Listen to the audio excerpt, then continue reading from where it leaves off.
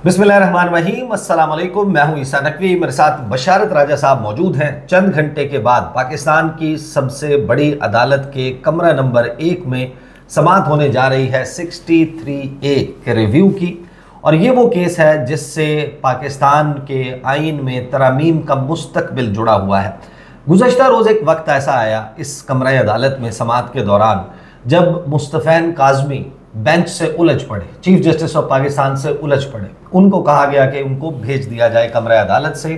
Police बुलाने की भी बात हुई और जैसे ही मुस्तफ़ैन काज़मी बाहर निकले तो पीछे कुछ रिपोर्टर्स गए, उनमें बशारत राजा साहब भी मौजूद थे। तो एक आवाज़ आई कि देखो देखो अब ये डॉलर कमाने जा रहे हैं।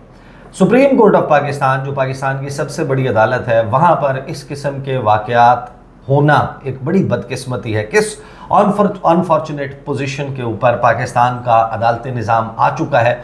इससे आपको पता चलता है कि इस वक्त दर्जा हरारत अपनी इंतहा को छू चुका है और ये वो वक्त है जब ये क़यास आराइयाँ की जा रही हैं, अंदाजे लगाए जा रहे हैं कि ये वो वक्त है कि जब कोई बहुत बड़ा गुल खिलने वाला है। सुप्रीम कोर्ट ऑफ पाकिस्तान में क्या हो सकता है? मुमकिन तौर पर जस्टिस मुनीब अख्तर का ख़त, वो आखिरी चैमगोई थी, वो आखिरी सरगोशी थी, वो आखिरी गुफ्तगू नहीं बल्कि वो एक चीख थी जिससे लग रहा था कि मामला जो है वो अब और ज़्यादा बढ़ेगा। लेकिन उसके बाद है मुकम्मल खामोशी। क्या ये मुकम्मल खामोशी किसी तूफ़ान का पेश खैमा है? आज समाअत में क्या कुछ हो सकता है? और 72 घंटे के दौरान 3 समाअतें जो हुई हैं उसमें अब तक हम किस पोजीशन पर पहुँचे हैं और क्या आज कंक्लूडिंग डे होगा, इसके ऊपर बशारत राजा साहब से पूछेंगे। गुज़श्ता समाअत की भी कुछ झलकियाँ आपके सामने रखेंगे। लेकिन आगाज़ में मैं आपको बताऊँ कि over a period of time जब से मैं सहाफ़त कर रहा हूँ, मैंने कभी भी सुप्रीम कोर्ट ऑफ पाकिस्तान को as a regular beat reporter cover नहीं किया राजा साहब। लेकिन बहुत सारे अहम मौक़े, जब बहुत अहम cases supreme court of Pakistan में सुने जा रहे होते थे तो ज़ाहिर है कि उस वक्त आपको पता है कि दीगर कॉरेस्पॉन्डेंट्स जो हैं, रिपोर्टर्स हैं, उनको भी भेजा जाता है सुप्रीम कोर्ट कार्रवाई कवर करने के लिए। तो जब इफ्तिखार चौधरी को घर भेजा गया था और प्रोविजनल कॉन्स्टिट्यूशनल ऑर्डर PCO के तहत हल्फ उठाए गए थे, तो जस्टिस अब्दुल हमीद डोगर थे चीफ जस्टिस और मैं उन दिनों जियो टीवी में होता था और एक केस जियो टेलीविज़न पर चलने वाली एक ख़बर के हवाले से था। वहाँ अब्दुल हमीद डोगर की अदालत में मैंने देखा कि चीफ जस्टिस कुर्सी पर बैठा है और सामने अफजल भट्ट और मतीउल्लाह जान, ये 2 लोग हैं जिन्होंने जो क्रॉस टॉक किया चीफ जस्टिस के साथ। और उसमें बाकायदा मतीउल्लाह जान ने, आई रिमेंबर, कि चीफ जस्टिस की तरफ ऐसे हाथ का इशारा करके कहा कि हम सहाफ़ी हैं, हम जज नहीं हैं जो PCO के तहत हलफ उठाते। और इसी तरीके के कुछ जुमले अफजल भट्ट ने कहे, जो उन्होंने कहा कि जज साहब फैसला तो तुसी दे दोगे, फिर बार बार देख लेना की होता है। इस किस्म की गुफ्तगू हुई थी। इस किस्म का माहौल फिर एक इफ्तिखार चौधरी की अदालत में मैंने देखा था कि उस वक्त के जो अटॉर्नी जनरल थे इरफान कादिर, जो अब आइनी तरमीम के बताया जा रहा है कि इसको इन्वेंट करने वाले, इसमें मशावरत करने वाले, इनके खल्क करने वाले, इसकी ज़बान और इसकी चीज़ें तय करने वालों में से एक हैं। इरफान कादिर साहब ने अपने हाथ से नहायत नाज़ेबा इशारे किए थे उस वक्त के चीफ जस्टिस इफ्तिखार चौधरी को। डॉक्टर बाबर रवान भी एक दफ़ा उलझ पड़े थे लेकिन हाँ, लेकिन जिस किस्म की जाहिर है कि एक उनका लाइसेंस मुअत्तल हो गया। हाँ, लाइसेंस मुअत्तल, वो तो इस वजह से हुआ था कि वो नोटिस मिला था उनका, कख ना लिया। वो बाहर आए और बाहर आके उन्होंने प्रेस कॉन्फ्रेंस करते हुए कहा कि नोटिस मिले कख ना लिया की सोनिया दा गिला करा हूँ मैं तो लख बारी बिस्मिल्लाह करा। तो वो फिर उनका तो लाइसेंस जो है वो मुअत्तल हो गया था। अभी मुझे ये बताएं कि गुज़श्ता रोज़ से ज़रा रिकैप कर लेते हैं। तहरीक इंसाफ तो इतना सख्त वो लेकर नहीं चल रही थी, अचानक कल कमरे अदालत में क्या हो गया? बिस्मिल्लाहिर्रहमानिर्रहीम, बहुत शुक्रिया नकवी साहब। कल जब समाअत शुरू हुई तो वैसे आपने कहा कि क्या हुआ, कल बैरिस्टर अली ज़फ़र जो पाकिस्तान तहरीक इंसाफ यानी इमरान खान के वकील हैं, बड़ा स्मार्टली उन्होंने बड़ा खूबसूरत वो खेले, बड़े धीमे मजाज के वो हैं और बड़े स्वीट और ठंडे तरीके से वो बिल्कुल उन्होंने जजेस को बैकफुट पर कल धकेला। मैं उस काज़मी साहब की बात नहीं कर रहा हूँ, जब वो दलाइल दे रहे थे तो जब अभी स्टार्ट ही हुआ था, उनसे पहले शराज शौकत साहब जो सुप्रीम कोर्ट बार के प्रेसिडेंट हैं वो गए, तो वहाँ पर ये कहानी शुरू हुई कि जी वो रिव्यू आपने वो 30 दिन की लिमिट होती है ये कोई 40 दिन के बाद रिव्यू हुआ था, इतनी देर से क्यों हुआ, कोई मफाद अम्मा, ये जैसे जमाल मंदोखेल पूछ रहे थे कि किसी आम फ़र्द का मामला होता तो चले कुछ और बात होती। जैसे जमाल मंदोखेल ये कह रहे थे, तो शहजाद मलिक अपने शहजाद शौकत साहब ये कह रहे थे उन्हें कि जी ये मफाद अम्मा का केस था, इसका फैसला देर से आया, इसलिए हमने रिव्यू जो किया था नजरसानी की थी, इस थोड़ी सी देर इस मामले में हुई। खैर ये मामला अभी चला तो वो अपने आर्गू कंप्लीट करके वो जाकर बैठ के अपनी कुर्सी पर चेयर पर बैठ गए। तो बैरिस्टर अली ज़फ़र साहब के उन्होंने बैरिस्टर अली ज़फ़र साहब ने कहा जी, वो कहानी शुरू की कि बड़ी कल का बड़ा यहाँ पर एक स्वीट डे था जी, बड़े मीठे मीठे दलाइल कल दिए गए, आपने भी सुने हमने भी सुने, और आज मैं बात इसलिए कह रहा हूँ जी कि आज जो मेरे दलाइल होंगे उसमें शीरीनी होगी, तलखी होगी।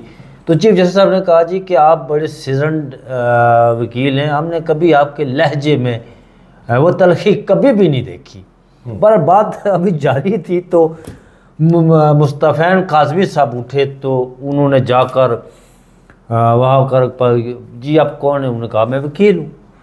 उन्होंने कहा जी कि आपने जाकर रोस्टम पर खड़े होकर, अच्छा वो बैरिस्टर अली ज़फ़र साहब थोड़ा साइड पर हो गए जब वो आए ना, ज़रा वो आए, हाँ जगह छोड़ दी, वो आए तो उन्होंने बैरिस्टर अली ज़फ़र साहब ने शायद कुछ कहना चाहें ये, उन्होंने कहा जी ये तो गैर आइनी और गैर कानूनी बेंच है।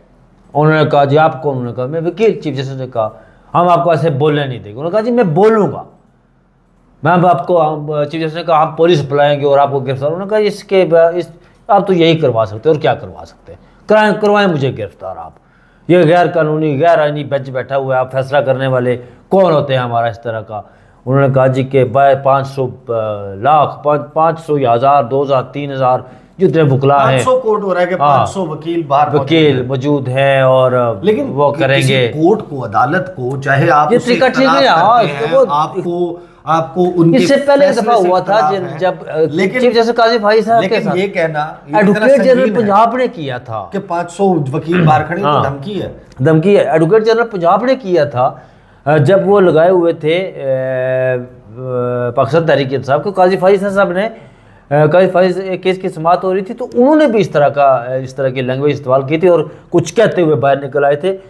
तो इत्तेफाक से मैं बैठा हुआ था जहाँ हमारी मीडिया के लोग बैठते हैं वहाँ नहीं बैठा हुआ था, मैं दूसरी रो में बैठा हुआ था, इसलिए कि वो जगह पूरी थी तो मैं इधर आके बैठ गया ना। तो जब ये सारा मामला हुआ तो वो मुस्तफ़ैन काज़मी साहब पीछे मुड़े तो उन्होंने कहा जी you are chief justice fraud ईसा फला सो।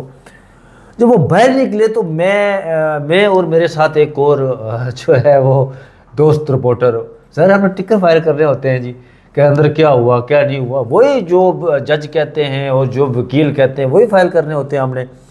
मैं लेकर आया था, मैं बाहर निकला तो मुझे एक आवाज़ आई पीछे से, वो चीफ जस्टिस की आवाज़ थी। चीफ जस्टिस काजी भाई देखे जी वो तो अब जा रहे हैं डॉलर कमाने के लिए, अभी जाएंगे बाहर तो जाकर इंटरव्यू देंगे और डॉलर कमाएंगे। ये जस्टिस नईम अख्तर अफगान ने भी ये बात की, उन्होंने भी आज कहा ये बात। तो खैर ये मामला हुआ तो बैरिस्टर अली ज़फ़र साहब ने कहा जी कि उन्होंने बड़ा खूबसूरती से उन्होंने मास्टर ऑफ रोस्टर की बात की तो उस पर भी काजी साहब ने उन्हें कहा नहीं आप आगे चले।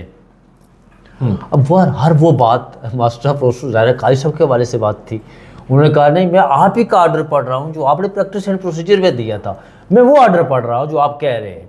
नहीं ये हमें पता है जी आप आगे बढ़े, आप आगे जो गए। उन्होंने कहा जी जस्टिस मंसूर शाह ने ख़त भी लिखा था, काजी साहब ने कहा जी कि आप ख़त जो है वो उसे छोड़ दें, उसका एक पैराग्राफ उन्होंने उसको स्पेसिफिक किया कि वो पढ़े। अच्छा वो काजी साहब ने वो पढ़ा, फिर जस्टिस मजीब के ख़त का जिक्र हुआ तो काजी साहब ने कहा जी कि वो छोड़ें जी उसको, उस ख़त का जिक्र छोड़ें। वो 30 सितंबर को जो 4 जजेस ने समाअत की थी, अच्छा वहाँ पर एक बड़ा शूल लगा। अब दिलचस्प शूल ये था कि जस्टिस वो 30 सितंबर का जो हुक्मनामा था समाअत का, जैसे ही पढ़ना शुरू किया जस्टिस मुनीब अख्तर नहीं प्रेजेंट, वो अली ज़फ़र साहब ने पढ़ना शुरू किया तो काजी साहब एकदम चौंके। उन्होंने कहा क्या लिखा हुआ प्रेजेंट, उन्होंने कहा जी प्रेजेंट लिखा हुआ है, वो यहाँ मौजूद नहीं थे तो ये अच्छा ये मैं आखिरी पैराग्राफ पढ़ता होता वो आर्डर का, मैं पहले नहीं पढ़ता होता, आप आखिरी पैराग्राफ पढ़े। अब चीफ जस्टिस काजी फाइज साहब आखिरी पैराग्राफ पढ़ते तो वहाँ पर 5 जजेस के नाम भी लिखे हुए थे ना, बस एक चीफ जस्टिस और 4 जजेस बाकी के नाम। अब चौथा जज कौन था जो वजूद ही नहीं था, तो काजी साहब ने कहा कि आप आखिरी पैराग्राफ, अगर आखिरी पैराग्राफ पढ़े तो वो भी तो देखे ना चीफ साहब के, वहाँ पर भी 4 जज थे ना, 5वें आप ऊपर चीफ जस्टिस साहब का और नीचे 4 जज। बस क्या ये क्या सारा मतलब मामला। अच्छा ये सारा तो इस तरह का मुझे जो है वो फिर आगे जब अली जफर साहब ने कहा कि उन्होंने कहा जी कि मैं कल यह बात करना चाहता था और आपने मुझे जो है ना वो बात नहीं करने दी, वह बात दुरुस्त है। कल उन्हें 3 दफ़ा उन्होंने कोशिश की। अच्छा, अली जफर साहब जब आर्गू कर रहे थे तो फारूक नाइक साहब ने भी बोला ये मास्टर, अली जफर की प्रेज़ की, तारीफ़ की उन्होंने वहाँ पे। और जब उन्होंने कहा जी कि मैं अपने क्लाइंट से, इमरान खान से जो है ना, बानी चेयरमैन PTI से मैं बात करना चाहता हूं, तो आप उसके लिए इजाज़त, अगर मैं कल बात की तो आपने मुस्तरद कर दिया, मैं आज भी कहता हूँ। तो उन्होंने कहा जी मैं आज, उन्होंने अदालत ने आर्डर दिया, एडिशनल अटॉर्नी जनरल अमर रहमान साहब को कहा कि आज रात इनकी मुलाकात करवाएं और फिर कल जो है वो उस पर। अब मेरी जो अंडरस्टैंडिंग है वो, मेरी अंडरस्टैंडिंग ये है कि वो गए हैं इमरान खान साहब से मुलाकात करने के लिए। खान साहब उन्हें ये भी कह सकते हैं कि आप इस बेंच पर एतराज़ उठाएं दोबारा और रिव्यू नज़रसानी की दरख्वास्त दायर करें इस पर। मेरे ख्याल में अगर सुबह उन्होंने नज़रसानी की दरख्वास्त दायर कर दी तो फिर मामला थोड़ा सा लिंगर ऑन हो जाएगा। अगर कल फैसला आना तो 2-3-4 दिन और उसमें गुजर जाएंगे, मतलब लंघ जाएंगे 2-3-4 दिन और, फिर फैसला में अगले हफ्ते फैसला आ जाएगा। फिर ये भी हो सकता है कि इमरान खान साहब उन्हें ये भी कह सकते हैं कि जी आप बाइकाट करें, और लेकिन बाइकाट की तरफ मेरे ख्याल में वो नहीं जाएंगे। मैं समझता हूँ कि जिस तरह गुज़रे रोज़ जो समाअत हुई, इसमें बैरिस्टर अली ज़फ़र ने बड़ा खूबसूरती से तमाम जजेस साहिबान को बैकफुट पर धकेला। और फिर एक मौके पर उन्होंने एक बात ऐसी की, बैरिस्टर अली ज़फ़र साहब ने सुप्रीम कोर्ट के हवाले से जब प्रैक्टिस एंड प्रोसीजर की, तो जस्टिस जमाल मंदोखेल को ये कहना पड़ा कि मेरे कज़न ने मुझे कहा कि आपने सुप्रीम कोर्ट तबाह बर्बाद कर दी है। मैंने पूछा, उन्होंने कहा अच्छा जब ये बात कर रहे थे जस्टिस जमाल मंदोखेल तो 2-3 दफ़ा कोशिश की चीफ जस्टिस काजी फाइज साहब ने कि इस मामले को वो इसका जिक्र ना करे, आगे बढ़े, लेकिन उन्होंने बात की उन्होंने कहा जी कि मैंने पूछा अपने कज़न से कैसे तबाह बर्बाद हुई। उन्होंने कहा जी प्रैक्टिस एंड प्रोसीजर जो एक्ट है, जो लाया गया है, उसकी वजह से सुप्रीम कोर्ट तबाह बर्बाद हो गई। मैंने कहा तुमने वो पढ़ा हुआ है? उसने कहा जी मैंने नहीं पढ़ा। मैंने कहा पढ़ो पहले तो फिर उसके बाद बात करो। उन्होंने कहा ये लोगों के अंदर ये परसेप्शन डेवलप हो गई है कि वो कहते हैं कि इस प्रैक्टिस एंड प्रोसीजर की वजह से पूरी सुप्रीम कोर्ट तबाह बर्बाद हो गई। और दूसरा कि रोज़ाना यहाँ खबर चलती हैं जी सुप्रीम कोर्ट में जजेस के 2 ग्रुप हैं। बस जजेस के तो 2 ग्रुप तो हैं नहीं, इसमें तो ये जैसे जमाल मंदोखेल ने बात की, लेकिन इसमें तो 2 राय नहीं है कि नहीं है। उन्होंने कहा जी यहाँ पर हमें रोज़ाना कहा जाता है कि जजेस जो है वो इतनी तनख्वाह लेते हैं। उन्होंने बैरिस्टर अली ज़फ़र को कहा जी कि हम जितनी तनख्वाह लेते हैं इतनी तो आप टैक्स देते हैं अपनी इनकम का, जो साल भर की आपकी इनकम होती है उससे हमारी साल भर की तनख्वाह होती है, आप तो उतना टैक्स देते हैं, हम जजेस कितनी तनख्वाह जो है ना वो ले रहे हैं।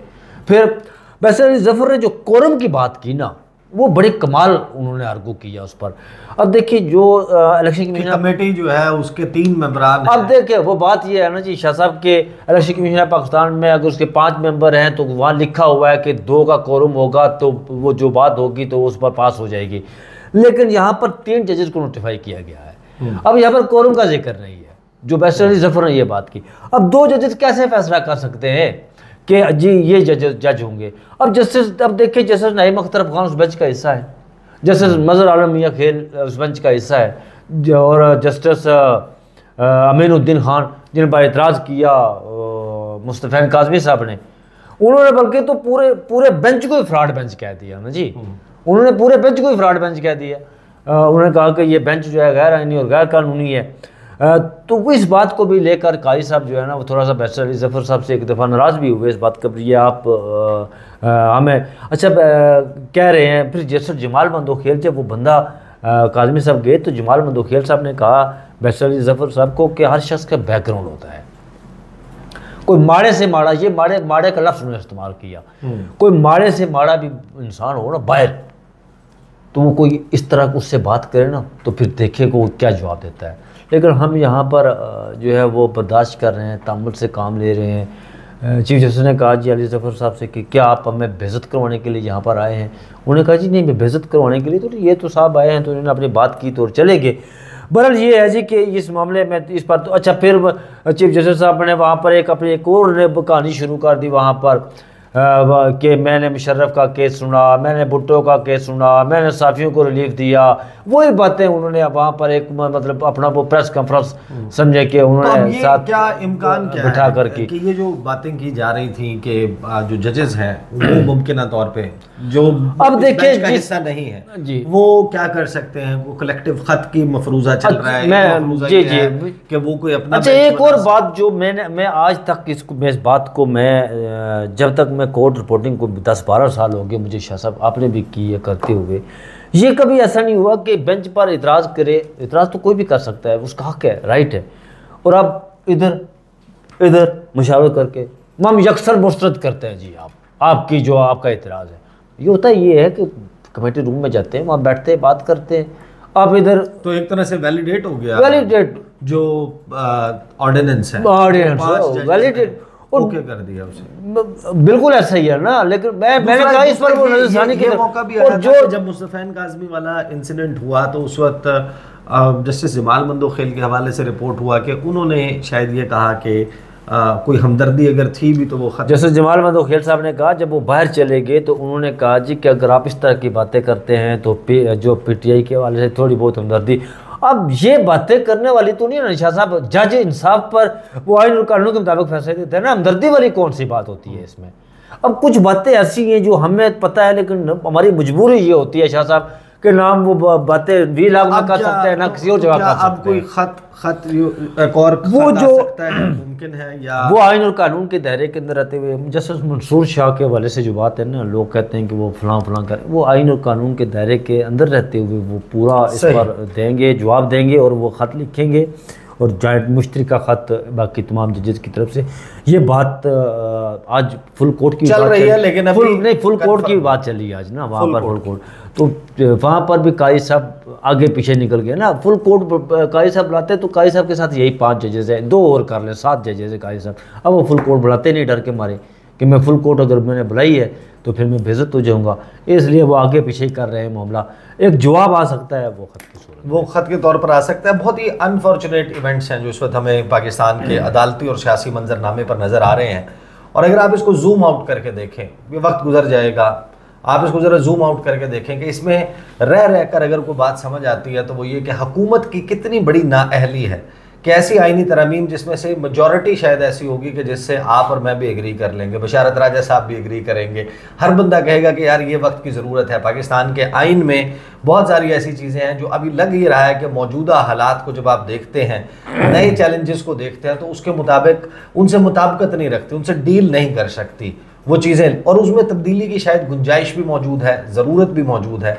लेकिन उस हुकूमत का क्या करें जो स्टेक होल्डर्स को कन्विंस नहीं कर पाए। नंबर पूरा नहीं है, नंबर पूरा करने के लिए किसी और तरीके के बजाय जो वोटर्स हैं इस आईनी तरमीम के मुमकिना, उनको कन्विंस क्यों नहीं किया जाता, उनके साथ इसके ऊपर सियासत तो नाम ही इस चीज़ का है कि आप उसके लिए रास्ता निकालें, आप पीटीआई के साथ बैठ जाएं, आप उनके साथ बात करें, आप उनको कन्विंस करें। हो सकता है कि वो कन्विंस हो जाएं, उनकी भी 2-4 बातें ऐसी हो सकती हैं जिस पे आपको कन्विंस होना पड़े। तो ये जाहिर है कि ये वक्त गुजर जाएगा, आईनी तरमीम हो जाती हैं, नहीं होती, लेकिन पोस्ट तरामीम सिनेरियो या पोस्ट नो तरामीम सिनेरियो उसको जहन में रख के देखें तो हुकूमत की आपको नज़र आता है कि जो काम हुकूमत को करना चाहिए था, अप्रैल ऑनवर्ड्स जब ये बातें आ रही थी कि कोई आईनी तरमीम आ रही हैं, जुडिशल पैकेज आ रहा है, उसके बाद से उसको जिस सीक्रेटिव मैनर में हुकूमत ने किया और अपोजिशन को ऑन बोर्ड नहीं किया, लड़ाई एक टेक ऑन कर रखी है, और उसके नतीजे में अब आपको इस किस्म का माहौल नज़र आता है कि जिसको आज का वक्त गुजर जाने के बाद माजी में जो भी पलट कर देखेगा, हर एक के हिस्से में अपने हिस्से की एक शर्मिंदगी मौजूद होगी। देखते हैं कि आज पाकिस्तान की सबसे बड़ी अदालत कोर्ट रूम नंबर 1 में मज़ीद किस तरीके से ये समात जो है इस अनफोल्ड होती है। अब तक के लिए इतना ही, इजाज़त दीजिए, अल्लाह हाफ़िज़।